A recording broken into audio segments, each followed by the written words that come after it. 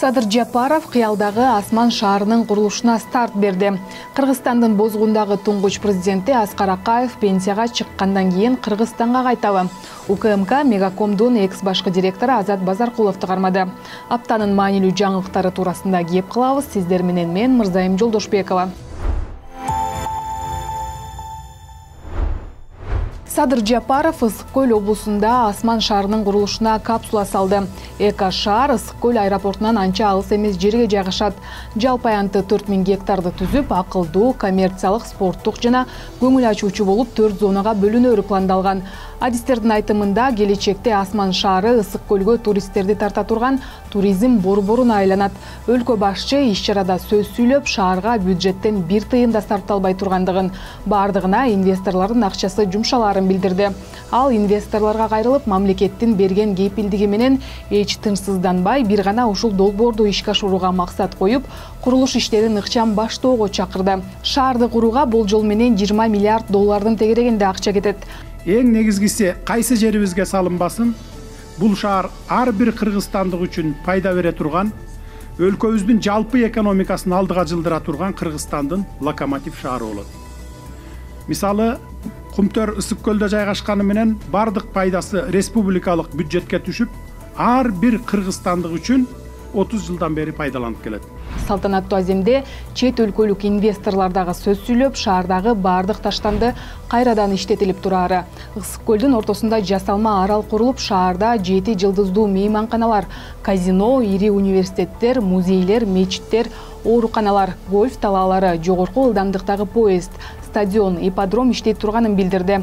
Курулуш иштери башталса, бери дегенде 200 000 адамга жумушчу орун пайда болору айтылууда. Учурда 38 инвестор өз акчасын шаар курулушуна жумшоого бел байлоодо.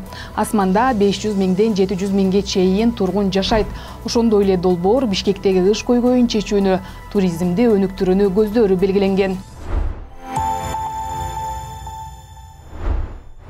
Депутаттар прокуратурадан тергөө укугун алып салды. Ушул жана башка 50ге жакын маанилүү мыйзам долбоорлору Жогорку кеңештин 2-чи сессиясынын акыркы отурумунда каралды. Алардын ичинде эң маанилүү мыйзамдарга токтолсок, парламент башкы прокуратураны тергөө функцияларынан четтеткен мыйзам долбоорун колдоп, аталган органды тергөө укугунан ажыратты. Ага удале эл өкүлдөрү иш учурунда прокурор каза тапса, мурдагыдай 21 миллион эмес 1,5 миллион сом берилет деген мыйзам долбоорун кабыл алышты. Буга чейин курман болгондун үй бүлөсүнө анын акыркы кызмат орду боюнча 20 жылдык эмгек акы өлчөмүндө жөлөк пул төлөнчү. Анда каражаттын суммасы 21 миллион сомдон ашары айтылган. Аталган мыйзам долбоорун президент Садыр Жапаров демилгелеген. Ошондой эле эл өкүлдөрү полиэтилен баштыктарын Кыргызстандын аймагына ташууга, өндүрүүгө жана салтууга тыюу салган мыйзам долбоорун жактырды. Ага ылайык мындай баштыктарды 1 январдан тарта өндүрүүгө 1 июндан баштап сатууга жана таратууга тыюу салынат. Полимер пленкасынын ордуна жерге сиңип жок болуп кеткен био баштыктарды колдонуу каралууда. Бийлик буга чейин полиэтилен баштыктарын кагазга өткөрүүнү пландап жатканы айтылган. Белгилей кетсек, мындай эреже Ысык-Көлдүн дүкөндөрүндө акырындык менен ишке ашырылып жатат.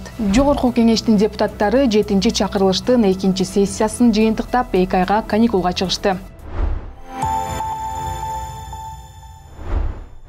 Кыргызстандын бозгундагы туңгуч президенти Аскар Акаев пенсияга чыккандан кийин мекенине кайтып келет. Бул тууралуу ал Орусиянын басылмаларына берген маегинде билдирди. Акаев азырынча Москва мамлекеттик университетиндеги ишмердүүлүгүн улантаарын айтты. Ал биринчи ирет Кыргызстанга 16 жылдан кийин учуп келген.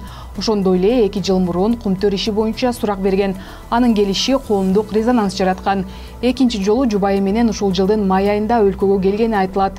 Темага улай депутат Акылбек Түмөнбаев Сооронбай Жээнбековдон экс-президент макамын алып салуу боюнча мыйзам долбоорун демилгелөө ниетин билдирди.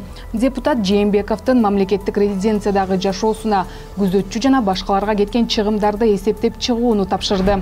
Анын айтымында Жээнбеков экс-президент макамына татыктуу эмес. Сооронбай Жээнбеков бүгүн экс-президент деп резиденцияда мамлекеттин машинасын минип, мамлекеттен охрана алып, мамлекеттен тамактанып, мамлекеттин пенсиясын 100дөн ашык миң менен отурат. Мен азыр ошонун баарын эсептетип атам. Охранага канча кетип атат, машинага, бир эле өзүнө, үй бүлөсүнө, тегерегинин бардыгына ошол мамлекеттик жеңилдик берилгенби деп ошолордун баарын. Кудай буйурса мен муну парламентте көтөрүп, мыйзам алып чыгып, ошол Садыр Нуркожоевич президентибизге дагы кайрылып, бул кишинин экс-президент деген макамын алдыртканга. Учурда экс-президент деген макамга Жээнбеков менен Роза Отунбаева гана ээ. Мыйзамга ылайык алар өмүр бою мамлекеттик камкордугуна ээ болуп, пенсия курагына чейин президенттин айлык маянасынын 75%-ын өлчөмдө жөлөк пул алууга укуктуу. Мегакомдун экс-башкы директору Азат Базаркулов 9 августка чейин СИЗОго киргизилди. Эске салсак, ал коммерциялык же башка уюмдардын кызматкеринин ыйгарым укуктарын кыянаттык менен пайдалануу беренеси менен козголгон кылмыш ишинин алкагында кармалган. Тергөөдө Мегакомдун жооптуу адамдары жеке компаниялар менен алдын ала сүйлөшүп, тендерлерде ошол компаниялар ута тургандай шарттарды түзгөнү аныкталган. Иштин жүрүшүндө сатып алынган техниканын баасы жогорулатылганы, анын натыйжасында мамлекетке миллиондогон зыян келтирилгени аныкталган. Иркутск шаарында газ кенинде кыргызстандык жана тажикстандык мигранттардын ортосунда чыккан калайман мушташка 500дөн ашуун адам катышкан. Күбөлөрдүн айтымында уруштун себеби ачка мигранттардын түшкү тамактануу үчүн ашканага кезек талашы болгон. Жергиликтүү маалымат каражаттары анын кесепетинен 9 киши жабыркап, 20 чактысы кармалганын жазды. Мушташта 5 кыргызстандык жаран түрдүү жаракат алып, 1 адам ооруканага жаткырылган. Бул тууралуу Кыргызстандын Тышкы иштер министрлиги билдирүү таратып, кыргыз мигранттарына укуктук жардам берилип жаткандыгын маалымдады. Иркутскдагы тажик диаспорасы кармалгандар эки тараптан тең бар экенин билдирүүдө. Маалыматта айтылгандай, Калайман Мушташ фактысы боюнча Орусиянын күч кызматтары тергөө иштерин жүргүзүп жатат. Орусияда Борбор Азиядан барган мигранттар арасында массалык түрдө уруштар көп катталып келет. Сиздер менен тез жана туура маалыматтар булагы Тез инфо болду. Амандашканча.